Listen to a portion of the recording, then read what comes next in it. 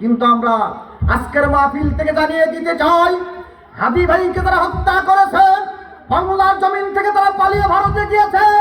ভারতের সরকার মোদীকে বলে দিতে চাই, আমার ওসমান হাদি ভাইকে যে হত্যা করেছেন তাকে যদি ফেরত দেওয়া না হয়, বাংলাদেশে তোমার যে হাই কমিশনার আছেন ওটা আমরা রাষ্ট্রদূত রাখবো না, প্রয়োজনে আগুন ধরিয়ে জ্বালিয়ে দেবো, প্রয়োজনে রক্তের শপথ দিতে হবে। হাদির রক্তের শপথ, ওসমান হাদির হত্যাকারীকে বাংলার জমিনে ফেরত দিতে হবে। কারা কারা রাজি আছেন দু হাত তুলে আল্লাহকে দেখাই দেন। ওসমান হাদি ভাই তুমি মরণি, শহীদ হয়েছো তুমি এটাই জানি। ওসমান হাদি ভাই তুমি মরণি, শহীদ হয়েছো তুমি এটাই জানি। শহীদ হয়েছো তুমি এটাই জানি। রাজপথে কাটালে সারাটি বছর, বাতিলকে পেছে তোমায় দেখে থরথর, ঠিক না? রাজপথে কাটালে সারাটি বছর, বাতিলকে পেছে তোমায় দেখে থরথর। তুমি যে ছিলে মোদের নয়ন মনি, শহীদ হয়েছো তুমি এটাই জানি। ওসমান হাদি ভাই তুমি মরণি, শহীদ হয়েছো তুমি এটাই জানি। দেখা তো হবে না আর এই ভুবনে, দেখা হবে জান্নাতে ফুল বাগানে। আওয়াজ দিয়ে বলেন ঠিক কিনা? দেখা তো হবে না আর এই ভুবনে, দেখা হবে জান্নাতে ফুল বাগানে। এই আশা কবুল করো আল্লাহ তুমি, শহীদ হয়েছো তুমি এটাই জানি। ওসমান হাদি ভাই তুমি মরণি, শহীদ হয়েছো তুমি এটাই জানি। মনে রাখবেন, ইতিহাস সাক্ষী, যে দেশ থেকে স্বৈরাচার একবার বিদায় নিয়েছে সেই দেশে স্বৈরাচার আর ফিরে আসে নাই। হাদি একজন, ওসমান হাদি নয়, গোটা বাংলাদেশ আজকে তার জন্য কাঁদতেছে। সকল আলেম ওলামা সহ সকলে তার জন্য প্রাণ খুলে দোয়া করতেছে। একজন ওসমান হাদি শতাব্দীর পর শতাব্দী, 100 বছর পরে একজন আসে, কথা বলেন ঠিক কিনা? সম্মানিত উপস্থিতি, ওসমান হাদি আমাদের কেউ হয় না, আত্মীয় না, কলিজার কেউ না, কিন্তু তার জন্য মন কাঁদে। কারণ একটাই, তিনি সবসময় হকের কথা বলেছেন, হকের পথে চলেছেন, কথা বলেন ঠিক কিনা? সম্মানিত উপস্থিতি, বিশ্বনবী মুহাম্মদ রাসূলুল্লাহ সাল্লাল্লাহু সাল্লামের একজন পুত্র ইব্রাহিম নামে একজন পুত্র যখন মারা গেল, তখন কাফেরেরা হৈ হুল্লোড় শুরু করলো, গান বাজনা করলো, তারা হাতে তালি দিতে শুরু করলো, তারা গান বাজনা করলো, আর তারা টিটকারি মারতে শুরু করলো যে মুহাম্মদের আর বংশধর বলতে কেউ থাকলো না। তারা যখন গালিতে শুরু করে দিল, সম্মানিত উপস্থিতি, একটিবার হিসাব মিলান, আপনার আমার সন্তান যদি মারা যায় আর পাশের বাড়ির মানুষগুলো যে আমাদের টিটকারি মারতে থাকে, ওর বংশের বাতিদার আর কেউ উচিত নাই, ওর বংশধর বলতে কেউ থাকলো না, ও লেস কাটা হয়ে গেল, কেমন লাগতে পারে? সম্মানিত উপস্থিতি, একদিকে সন্তান মরার শোকা হতো, আবার অন্যদিকে পড়শিরা, কাফের বেঈমান মুশরিকারা, ইহুদি খ্রিস্টানের বিশ্বনবীকে লেস কাটা বলে গালি দিল, কথা বলেন ঠিক কিনা? বিশ্বনবী যখন এই কথাগুলো কাফেররা বলা শুরু করে দিল, আমার রব্বুল আলামিন জানাই দিলেন, হে নবী, আপনাকে যারা নির্বংশ বলতেছে, আপনাকে যারা ঠাট্টা করতেছে, আপনাকে যারা বিদ্রুপ করতেছে, ওরাই নির্বংশ, ওরাই লেস কাটা, ওদের বংশধর বলতে কেউ থাকবে না। আওয়াজ দিয়ে বলেন ঠিক কিনা? আমার বন্ধুগণ, আমার ভাইয়েরা, আজ থেকে 1500 বছর পরে আবু জেহেলের নাম কোনো কাফেরও রাখে না, আবু লাহেবের নাম কোনো হিন্দুরা রাখে না, উতবার নাম কোনো হিন্দু রাখে না, ফেরাউনের নাম কোনো কাফের রাখে না, নমরুদের নাম কোনো কাফের রাখে না, কিন্তু মোহাম্মদ নাম আছে না নাই? ধরে বলেন, আবু বকরের নাম আছে না নাই? উসমানের নাম আছে না নাই? সুতরাং আমরা দেখতে পেলাম আজ থেকে 1500 বছর আগে বিশ্বনবীর যখন কলিজার টুকরা সন্তান ইব্রাহিম মারা গেল, কাফের বেঈমান মুশরিকরা উল্লাস করেছিল, নাচানাচি করেছিল, গাওয়াগাওয়ি করেছিল, তারা মনে করেছিল মুহাম্মদের বংশ নির্বংশ হয়ে গেছে। কিন্তু আমার আল্লাহ তাআলা বলতেছেন, হে নবী, তোমাকে যারা বিদ্রুপ করলো, তোমাকে যারা ঠাট্টা করলো, ওরাই নির্বংশ, ওরাই লেস কাটা। সুতরাং তোমার বংশ, তোমার উত্তরসূরি কিয়ামত পর্যন্ত আসতে থাকবে, তোমার নাম নিতেই থাকবে, ওদের নাম নেওয়ার মতো কোন একজন মানুষ পৃথিবীর জমিনে খুঁজে পাওয়া যাবে না। আওয়াজ দিয়ে বলো ঠিক কিনা? ঠিক অবিকল আমাদের ওসমান হাদি ভাই যখন গুলিবিদ্ধ হলো, অনেকেই যখন মৃত্যু সংবাদ শুনতে পেল অনেকে উল্লাস করেছে, মিষ্টি বিতরণ করেছে। মনে রাখবেন, ওরা মনে করেছে এক হাদি বিদায় হয়ে গেছে, অন্তত সব কথা বন্ধ হয়ে গেছে। মনে রাখবেন, একজন হাদি বিদায় হয়েছে, লক্ষ হাদি বাংলার জমিনে তৈরি হয়ে গেছে। আওয়াজ দিয়ে বলেন ঠিক কিনা? সম্মানিত উপস্থিতি, সেই হাদি ভাইকে নিয়ে আমি একটি সঙ্গীত লিখেছি। ওসমান হাদি ভাই তুমি মরণি, শহীদ হয়েছো তুমি এটাই জানি। ওসমান হাদি ভাই তুমি মরণি, শহীদ হয়েছো তুমি এটাই জানি। শহীদ হয়েছো তুমি এটাই জানি। রাজপথে কাটালে সারাটি বছর, বাতিলকে পেছে তোমায় দেখে থরথর, ঠিক না? রাজপথে কাটালে সারাটি বছর, বাতিলকে পেছে তোমায় দেখে থরথর। তুমি যে ছিলে মোদের নয়ন মনি, শহীদ হয়েছো তুমি এটাই জানি। ওসমান হাদি ভাই তুমি মরণি, শহীদ হয়েছো তুমি এটাই জানি। দেখা তো হবে না আর এই ভুবনে, দেখা হবে জান্নাতে ফুল বাগানে। আওয়াজ দিয়ে বলেন ঠিক কিনা? দেখা তো হবে না আর এই ভুবনে, দেখা হবে জান্নাতে ফুল বাগানে। এই আশা কবুল করো আল্লাহ তুমি, শহীদ হয়েছো তুমি এটাই জানি। ওসমান হাদি ভাই তুমি মরণি, শহীদ হয়েছো তুমি এটাই জানি। আমার বন্ধুগণ, আমার ভাইরা, আপনাকে রাগ করতেছেন? অল্প কিছুর মধ্যে আমাদের দ্বিতীয় বক্তা চলে আসবে ইনশাআল্লাহ। একটু জিকির করেন, লা ইলাহা ইল্লাল্লাহ, জোরে লা ইলাহা ইল্লাল্লাহ, লা ইলাহা ইল্লাল্লাহ, লা ইলাহা ইল্লাল্লাহ, লা ইলাহা ইল্লাল্লাহ, জোরে লা ইলাহা ইল্লাল্লাহ। আসিয়া খেলে প্রেমের খেলাম, ফিরাউন দিলে তার কতই জ্বালাম। আসমান থেকে আল্লাহ বলে খুলে দিব জান্নাতের তালা, জোরে লা ইলাহা ইল্লাল্লাহ, জোরে লা ইলাহা ইল্লাল্লাহ, লা ইলাহা ইল্লাল্লাহু মুহাম্মাদুর রাসূলুল্লাহ। সকলে বলেন সাল্লাল্লাহু আলাইহি ওয়াসাল্লাম। আমার বন্ধুগণ, আমার ভাইয়েরা, আমি একটি আয়াত তেলাওয়াত করেছি, সূরা তাওবার 20 নম্বর আয়াত। কত নম্বর আয়াত? সকলে আমার সাথে একটু পড়েন। আউযু বিল্লাহি মিনাশ শাইতানির রাজীম, বিসমিল্লাহির রহমানির রহিম। আল্লাযীনা আমানু ওয়া হাজারু ওয়া জাহাদু ফি সাবিলিল্লাহি বিআমওয়ালিহিম ওয়া আনফুসিহিম আ'যামু দারাজাতান ইনদাল্লাহ ওয়া উলাইকা হুমুল ফাইজুন। সকলে আরেকবার আল্লাহু আকবার। আমার বন্ধুগণ, আমার ভাইয়েরা, এক সময় ছিল আল্লাহু আকবার ধ্বনি স্লোগান দিলে বলতো জঙ্গি স্লোগান। এক সময় গিয়েছে আল্লাহু আকবার স্লোগান দিলে বলতো এটা জামাতের স্লোগান। আল্লাহু আকবার স্লোগান দিতে বলে সরমনার স্লোগান। আল্লাহু আকবার স্লোগান দিতে বলতো এটা জঙ্গি স্লোগান। আজকে কি তারা আছে? জোরে বলেন, আছে? রব্বুল আলামিন বলতেছেন, ও রব্বাকা ফাকাব্বির, তোমার রবের নামে তাকবীর দাও।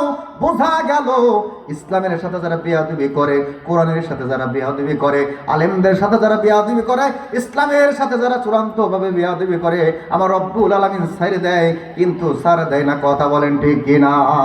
ওরা চূড়ান্ত বেয়াদবি করেছিল দীর্ঘ 16 বছর। কোরআনের কথা বলতে দেয় নাই, ইসলামের কথা বলতে দেয় নাই, মসজিদে কথা বলার সুযোগ দেয় নাই। তাফসীর মাহফিলে অনুমতি লওয়া লাগতো। তাফসীর মাহফিল থেকে অধিক অতিথি রাখা লাগতো, যদি অতিথি না রাখতো ওরা আমাদেরকে মাহফিল করতে দিত না, আবার সিট করতে বলতো হুজুর ওরা বলা যাবে না, সেটা বলা যাবে না, এটা কথা বলা যাবে না। আমার বন্ধুগণ, আমার ভাইয়েরা, কোরআনে এমন কোনো কথা নাই যেটা কারো কাছে সিদ্ধান্ত নিয়ে বলতে হবে। সমস্ত কথাগুলো বলার জন্য হুকুম দিয়েছেন, জোরে বলেন কি?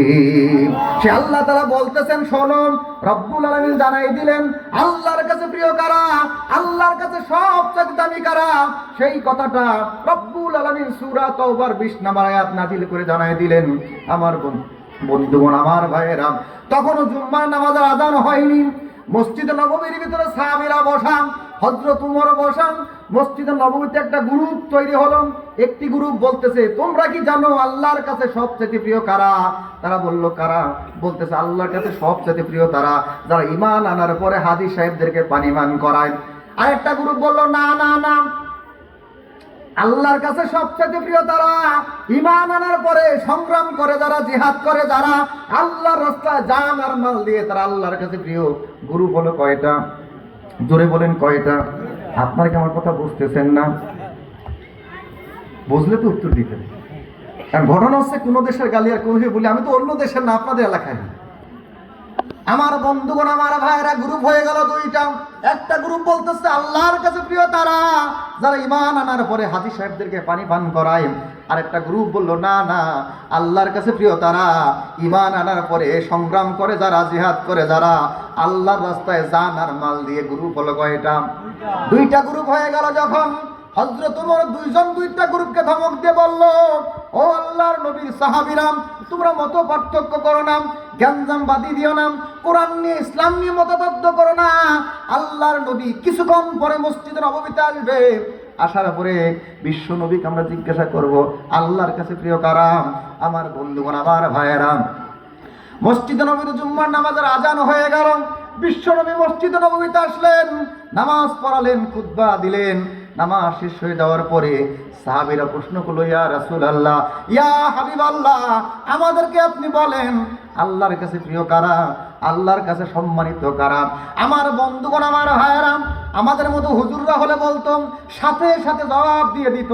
কিন্তু রব্বুল আলামিনের নবী, বিশ্ব নবী বসে আছেন। ওয়া মা ইয়ানতিকু আনিল হাওয়া ইন হুয়া ইল্লা ওয়াহয়ুহা। রব্বুল আলামিনের নবী, বিশ্ব নবী বসে আছেন, ওহীর অপেক্ষায় আছেন। ওহী আসা মাত্র বিশ্ব নবী জবাব দিবেন। আসমানের দিকে তাকিয়ে আছে যখন, রব্বুল আলামিন জিবরাইলের মাধ্যমে পাঠিয়ে দিলেন। সূরা তাওবার 20 নম্বর আয়াত নাজিল করে জানাই দিলেন, হে নবী আপনি বলেন, আল্লাযীনা আমানু ওয়া হাজারু ওয়া জাহাদু ফি সাবিলিল্লাহি বিআমওয়ালিহিম ওয়া আনফুসিহিম আ'যামু দারাজাতান ইনদাল্লাহ ওয়া উলাইকা হুমুল ফাইজুন। আরেকবার বলেন আল্লাহু আকবার। আমার বন্ধুগণ, আমার ভাইয়েরা, আপনারা মনে করেছেন যার টাকা আছে বেশি সে সবচেয়ে দামি। আপনারা হয়তো মনে করেছেন ওসি সাহেব সবচেয়ে দামি, ডিসি সাহেব সবচেয়ে দামি, এমপি সবচাইতে দামি, মেম্বার সবচাইতে দামি, চেয়ারম্যান সবচাইতে দামি, সবচাইতে দামি আমরা মনে করি নেই এই দেশের প্রধানমন্ত্রী, রাষ্ট্রপতি যে। কিন্তু না না না, আল্লাহ রাব্বুল আলামিন জানাই দিলেন, হে নবী আপনি বলে দেন সবচাইতে দামি তারা ঈমান আনার পরে, আলেমা পড়ার পরে, আল্লাহর প্রতি ঈমান আনার পরে 2 নাম্বার কাজ নামাজ পড়া। এবার আল্লাহ বলতেছেন যে, আল্লাহ বলতেছেন নবী আপনি শোনায়া দেন আল্লাহর কাছে প্রিয় তারা ঈমান আনার পরে সংগ্রাম করে যারা, জিহাদ করে যারা, আল্লাহর রাস্তায় জান আর মাল দিয়া, সব তারাই হলো আল্লাহর কাছে সবচেয়ে প্রিয়। আওয়াজ দিয়া বলেন আল্লাহু আকবার। আমার বন্ধুগণ, আমার ভাইয়েরা, তাহলে বোঝা গেল ঈমান আনার পরে বসে থাকলে চলবে না। ঈমান আনার পর জিহাদ করতে, সংগ্রাম করতে হবে, প্রয়োজনে জান দিতে হবে, মাল দিতে হবে। আমরা অনেকেই আছি জান আগে দিয়ে দেই, মাল দেওয়ার পক্ষে আমরা নাই, পকেটে পয়সা আমরা বের করি না। কিন্তু আল্লাহ তাআলা বলতেছেন আগে জান না, আগে মাল দিতে হবে। আমার বন্ধুগণ, আমার ভাইয়েরা, তাহলে ইমানদার আমরা মনে করেছি লম্বা জুব্বা, লম্বা দাড়িয়া, লম্বা টুপি থাকলে ইমানদার হয়ে যায়। ইমানদার হওয়া এত সোজা নয়, ইমানদার হওয়া এত সোজা নয়। একটা বার একটু হাদির দিকে তাকিয়ে দেখেন। আমি মনে করেছিলাম যে হাদি মনে হয় জেনারেল শিক্ষিত, কিন্তু তথ্য নিয়ে দেখলাম উসমান হাদি ভাই শুধু জেনারেল শিক্ষিত নয়, তিনি আপনার হচ্ছে বরিশাল একটা মাদ্রাসায়, বড় একটা মাদ্রাসা এমএস মাদ্রাসা, ঝালুকাঠিতে মাদ্রাসা আছে, ওখান থেকে আপনার কামিল পাস করেছে। ঢাকা বিশ্ববিদ্যালয় সালাবাদ ওই মাদ্রাসাতে কামিল পাস। তার চেহারার দিকে তাকালে মনে হচ্ছে আগুনের ফুলকি বের হয়। সম্মানিত উপস্থিতি, তার চেহারা দেখলে, তার কথাগুলো শুনলে কলিজায় আঘাত লাগে। কয়েকদিন আগে সে বলেছিল যে আমি সাদামাটা একজন মানুষ, আমার জন্য ভিআইপি কোনো কাফনের দরকার নাই, আমি যখন মারা যাব আমাকে সিম্পল একটা কাফন দিয়া দাফন করে দিবা। চিন্তা করেছেন, একটা মাত্র সন্তান, সবে মাত্র 3-4 মাস বয়স, তাকে মারা হলো কেন? অপরাধটা কি? অপরাধ তার একটাই, এই বাংলাদেশে যা ভারতের বিরুদ্ধে কথা বলেছে তাদেরকে হত্যা করা হয়েছে। কথা বলেন ঠিক কিনা? তাদেরকে বাঁচতে দেয় নাই, তারা বাঁচতে দিবে না।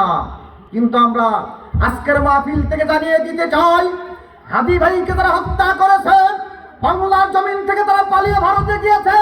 ভারতের সরকার মোদীকে বলে দিতে চাই, আমার ওসমান হাদি ভাইকে যে হত্যা করেছেন তাকে যদি ফেরত দেওয়া না হয়, বাংলাদেশে তোমার যে হাই কমিশনার আছেন ওটা আমরা রাষ্ট্রদূত রাখবো না, প্রয়োজনে আগুন ধরিয়ে জ্বালিয়ে দেবো, প্রয়োজনে রক্তের শপথ দিতে হবে। হাদির রক্তের শপথ, ওসমান হাদির হত্যাকারীকে বাংলার জমিনে ফেরত দিতে হবে। কারা কারা রাজি আছেন দু হাত তুলে আল্লাহকে দেখাই দেন। লিল্লাহে তাকবীর, লিল্লাহে তাকবীর। আল্লাহ সম্মানিত উপস্থিতি, একজন ওসমান হাদি, একজন ওসমান হাদি, শতাব্দীর পর শতাব্দী, 100 বছর পরে একজন ওসমান হাদি জন্ম নেয়। ছেলেটা দেখলে মনে হয় সাদা সিধা একজন মানুষ। উনি যখন কথা বলতেন, তিনি বলতেন যে মৃত্যুর ফয়সালা তো জমিনে হয় না, মৃত্যুর ফয়সালা কোথায় হয়? আওয়াজ দেন, কোথায় হয়? মৃত্যুর ফয়সালা আসমানে হয়। এই মানে 2-10 দিন আগে কথাগুলো বলেছে। তার জীবনে আকাঙ্ক্ষা ছিল, শাহাদাতি তামান্না ছিল, শাহাদে মৃত্যু সে কামনা করত।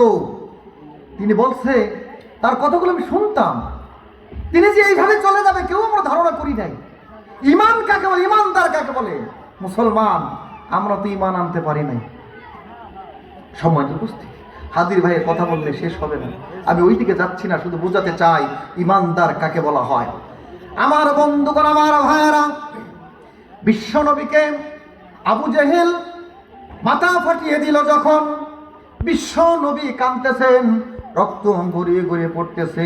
বিশ্ব নবীর আরেক চাচা আমির হামজা এক জায়গা থেকে আসতেছে, অনেক আত্মীয় স্বজন, তারা বলল, ও আমির হামজা, তোমার ভাতিজা মোহাম্মদকে আবু জেহেল মেরেছে, তুমি কি জানো? কোথায় গিয়েছিলাম?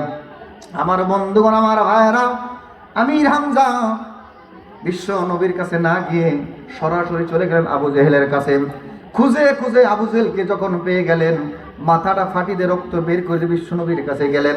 যাওয়ার পরে বলল, ভাতিজা মোহাম্মদ, তুমি খুশি হবা, একটা সংবাদ দিলেন। বলল, কি সংবাদ? আমি শুনলাম যখন আবু জেহেল তোমার মাথা ফাটিয়েছে, আমি তোমার সাথে সাক্ষাৎ না করে আমি চলে গেছি আবু জেহেলের কাছে, খুঁজে খুঁজে আমি বের করেছি, আবু জেহেলকে মাথা ফাটিয়ে দিয়ে আসছি, মাথা ফাটিয়ে দিয়ে ফিনকিতে রক্ত বের করে দিয়েছি, তুমি কি খুশি হও নাই? আল্লাহর নবী বলল, চাচা, আপনি কার মাথা ফাটিয়েছেন, কাকে রক্তাক্ত করেছেন, কাকে আপনি দ্বিখণ্ডিত করে দিয়েছেন, ওই সংবাদ শুনিয়ে আপনার ভাতিজা মুহাম্মদকে খুশি করতে পারবেন না। আমাকে খুশি করতে পারবেন যখন কালেমা পড়ে ঈমান আনবেন, যখন আওয়াজ দিয়া বলেন আল্লাহু আকবার। আমার বন্ধুগণ, আমার ভাইরা, বিশ্বনবী প্রতিশোধ নেওয়ার তিনি পছন্দ করেন নাই। তিনি বললেন, চাচা যান, আমি তো খুশি হব তখন কালেমা পড়ে ঈমান আনবেন, যখন মুসলমান হবেন যখন। আমার বন্ধুগণ, আমার ভাইরা, এমন একটা সংবাদ বিশ্ব নবীকে শোনালেন, ও ভাতিজা, তোমাকে যে মাথা ফাটিয়েছে, আবু জেহেলকে আমি মাথা ফাটিয়ে রক্ত বের করে দিয়েছি, তাকে আমি তেতলিয়ে দিয়েছি, তুমি কি খুশি হও নাই? বিশ্ব নবী বলল, চাচা যান, খুশি তো আমি হতে পারবো না, খুশি তো হব তখন কালেমা পড়ে ঈমান আনবেন যখন। আমার বন্ধুগণ, আমার ভাইয়েরা, আমির হামজা এই কথাগুলো শোনার পরে তিনি মনে করলেন যে ভাতিজা হয়তো খুশি হয়ে যাবে, কিন্তু না না, ভাতিজা খুশি হয় নাই। আমির হামজা বলে, ভাতিজা রে, আমি যদি কালেমা পড়লে খুশি হও, আমি যদি কালেমা পড়লে তুমি রাজি হয়ে যাও, তাহলে তুমি শুনে নাও, লা ইলাহা ইল্লাল্লাহু মুহাম্মাদুর রাসূলুল্লাহ। জোরে বলেন সাল্লাল্লাহু আলাইহি ওয়াসাল্লাম।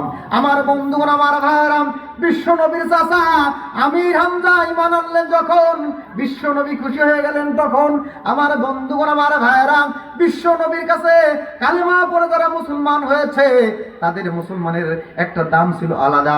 আমার বন্ধুগণ, আমার ভাইরাম, বিশ্ব নবীর কাছে কালেমা পড়ে তার বিবি মা খাদিজা ইসলাম কবুল করার পরে যত সম্পদ ছিল বিশ্ব নবীকে ইসলামের জন্য দান করে দিয়েছিলেন। আওয়াজ দিয়ে বলে ঠিক না বেটি?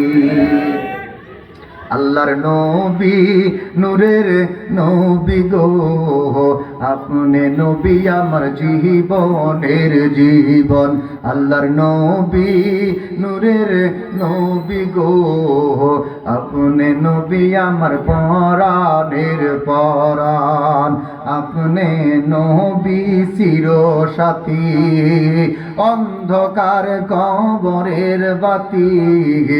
আপনি নবী আমার নির্দুনিয়ার ধন। দেখিয়া আপনার মুজিজা ভাগ্যবতী হলো খাদিজা।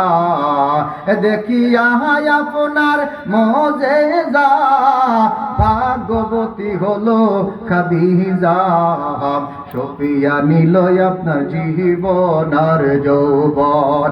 দন মাল যাহা ছিল চরণে সব লুটাইয়া দিল।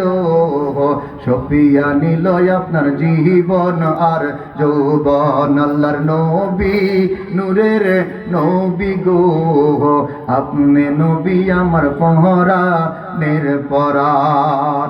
আমার বন্ধুগণ, আমার ভাইয়ের, তাহলে বোঝা গেল আল্লাহর কাছে প্রিয় তারা, ঈমান আনার পরে সংগ্রাম করে যারা, জিহাদ করে যারা, আল্লাহর রাস্তায় জান আর মাল দিয়া আল্লাহর কাছে প্রিয় তারা।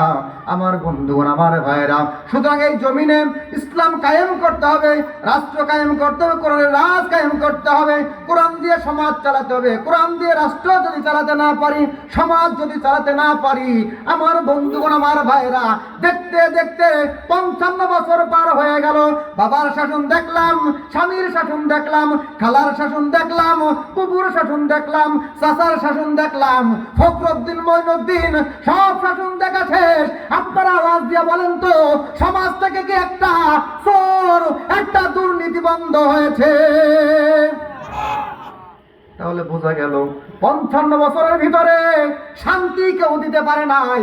শান্তি যদি পেতে হয়, শান্তি যদি আনতে হয়, কোরআনের রাজ কায়েম ছাড়া শান্তি সমাজে আসবে না। কথা বলেন ঠিক না বেটি? আমার বন্ধুগণ, আমার ভাইরা, আপনাদের কাছে বলতে চাই, আমি দলের পক্ষে বলবো না, বিপক্ষে বলবো না, কোরআন থেকে কথা বলতে চাই।